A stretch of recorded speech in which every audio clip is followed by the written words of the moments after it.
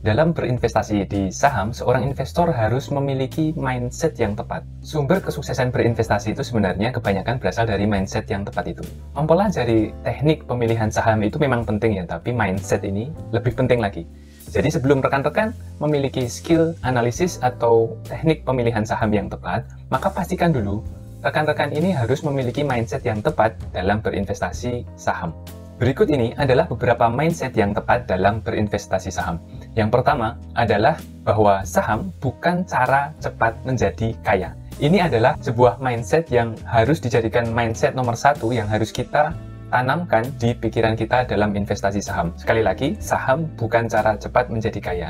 Begitu rekan-rekan berpikir bahwa saham itu adalah cara cepat menjadi kaya, maka rekan-rekan nanti akan terpengaruhi, pola pikirnya terpengaruhi.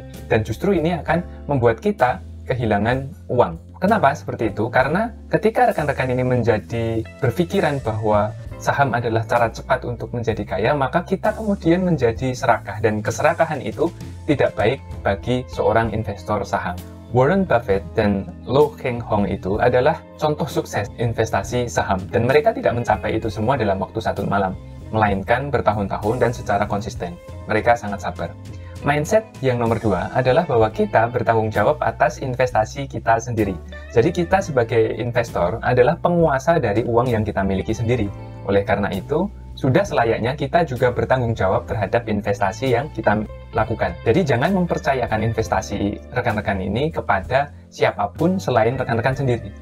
Meminta informasi atau pendapat atau pandangan ke orang lain, ke analis-analis orang-orang yang terkenal dan sudah ahli di bidangnya seperti boleh-boleh saja. Tetapi rekan-rekanlah yang kemudian nanti mengambil keputusan sendiri dan bertanggung jawab atas keputusan itu. Dan di sini rekan-rekan harus mempelajari ilmunya itu juga sendiri.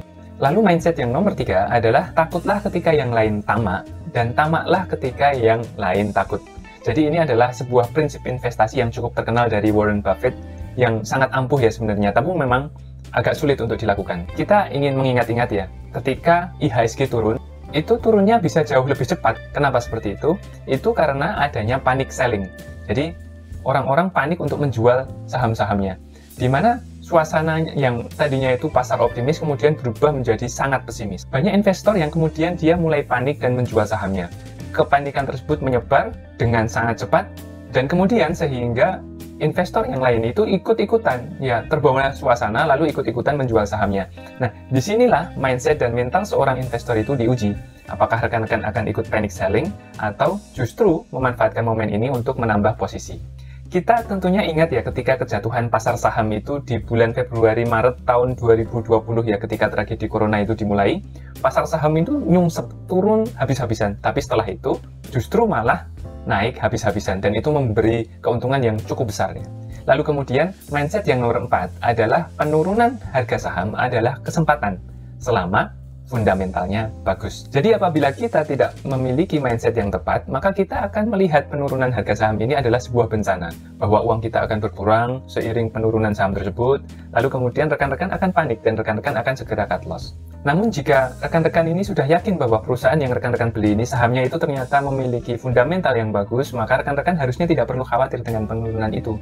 Justru rekan-rekan ini melihat ini adalah sebagai kesempatan untuk membeli lebih banyak lagi di harga diskon. Ketika saham tersebut kembali naik, maka profit rekan-rekan sekalian akan semakin besar. Tapi perlu dipahami ya, jangan samakan apabila rekan-rekan itu membeli saham yang fundamentalnya itu buruk. Bisa jadi saham tersebut awalnya naik karena digoreng oleh bandar, misalkan seperti itu. Dan kemudian rekan-rekan tergoda untuk ikut di dalamnya. Jika memang saham sejenis ini yang turun, maka rekan-rekan harus segera cut loss secepat mungkin. Jadi supaya apa? Supaya rekan-rekan tidak rugi semakin parah. Intinya apa? Intinya rekan-rekan harus membeli saham dengan fundamental yang bagus. Dan oleh karena itu, rekan-rekan harus belajar bagaimana cara mencari tahu saham yang seperti apa yang fundamentalnya bagus. Mindset yang kelima adalah bahwa harga saham tidak akan naik setiap hari. Demikian juga sebaliknya, tidak akan turun setiap hari. Jadi tidak ada seorang pun di dunia ini yang dapat menebak arah pergerakan saham dalam jangka pendek. Bahkan analis saham yang kemudian dia memiliki titel yang panjang sekalipun juga sering salah memprediksi. Tidak mungkin saham itu naik setiap hari, dan demikian pula tidak mungkin saham tersebut turun juga setiap hari.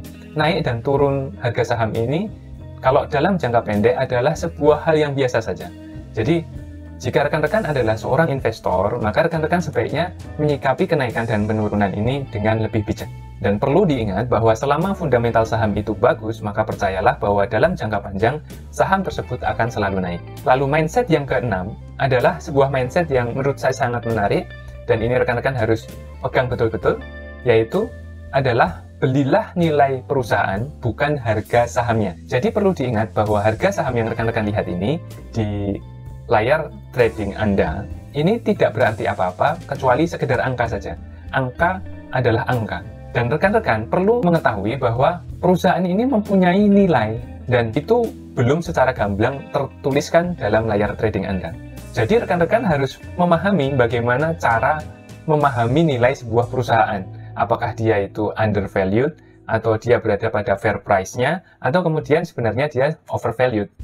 Rekan-rekan harus paham bahwa harga saham 200 itu belum tentu lebih murah daripada harga saham 10.000, ibaratnya seperti itu. Dan sekali lagi, kembali kepada fundamental perusahaan masing-masing. Makanya, value investing ini mengajarkan kita cara melihat nilai perusahaan itu secara intrinsik dengan baik. Rekan-rekan bisa mempelajari bagaimana cara menilai perusahaan itu dari materi-materi yang juga ada di channel ini. Silahkan cek di playlist. Lalu yang terakhir, mindsetnya adalah let the profit run. Artinya apa? Artinya, jika memang kita sudah memutuskan untuk membeli saham dengan fundamental bagus di saat harganya masih undervalued, mungkin pada awalnya saham tersebut tidak langsung naik, karena tidak banyak investor yang memahami konsep value investing dan analisis fundamental. Namun, cepat atau lambat, market atau pasar akan menyadari bahwa saham tersebut salah harga. Dan di saat investor mulai melirik saham tersebut, maka rekan-rekan tinggal duduk manis saja dan menunggu biarkan harga saham naik dengan sendirinya. Jika banyak pialang saham atau analis saham sering merekomendasikan untuk take profit jika saham sudah naik 10% atau 20% seperti itu, maka jika memakai value investing, maka kita tidak akan tertarik hanya dengan profit 10% atau 20% saja. Selama apa? Selama perusahaan ini masih bagus dan belum overvalued, maka saham itu sebaiknya di hold terus. Jadi kira-kira seperti itu ya, 7 mindset yang seharusnya dimiliki oleh investor saham. Jika rekan-rekan tertarik untuk belajar tentang bagaimana menganalisis saham, bagaimana menilai saham, rekan-rekan bisa lihat di channel ini. Silahkan cek di playlist. Sampai jumpa di pertemuan berikutnya.